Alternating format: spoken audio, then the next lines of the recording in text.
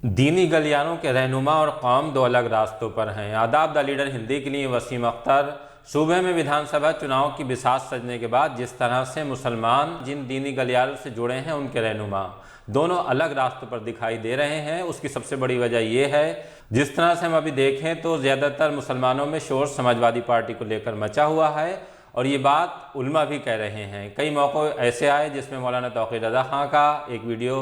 सामने आया था जिसमें मुसलमानों को नसीहत कर रहे हैं कि समाजवादी गा रहे हैं लेकिन उसकी हकीकत भी पहचान लें। ये इस बात का सबूत था कि कहीं ना कहीं उलमा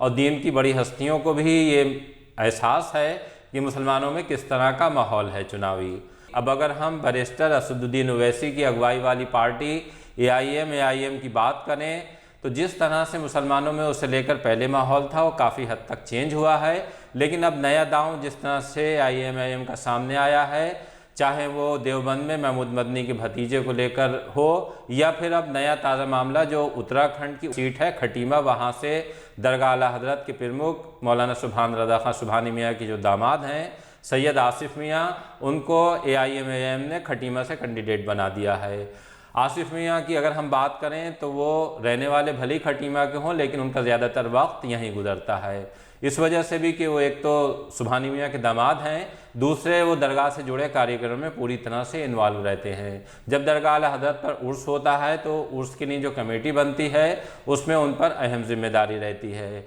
आसिफ मियाँ की अगर हम बात करें तो उनके रिश्ते काज़ी हिंदुस्तान के दामाद सलमान हसन से भी बेहतर हैं कि जिस तरह उर्स में अभी पिछले दिनों उनका और सलमान हसन का फ़ोटो वायरल हुआ और ये बताया गया कि दोनों की वजह से ख़ानदान में जो शख्सियत हैं उनके बीच रिश्ते हमवार हो रहे हैं। कहीं ना कहीं अगर हम बैरिस्टर असदुद्दीन ओवैसी को लेकर मुस्लिम गलियारों को देखें तो वहाँ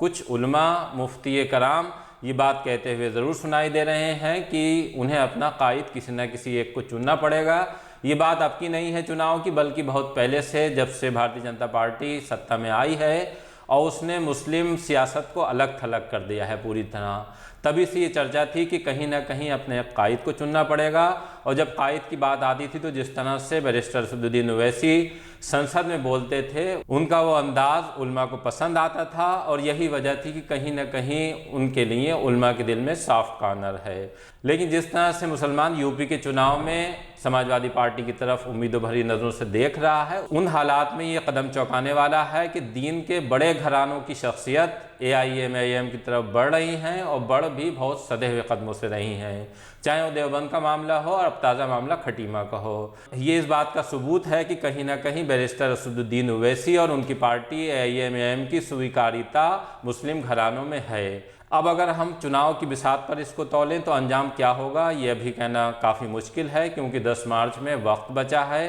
चुनाव मुसलमानों का रुख साफ कर देगा और ये भी साफ हो जाएगा कि यूपी के बड़े मुस्लिम घरानों की हैसियत इस चुनाव के बाद किस तरह की रहेगी।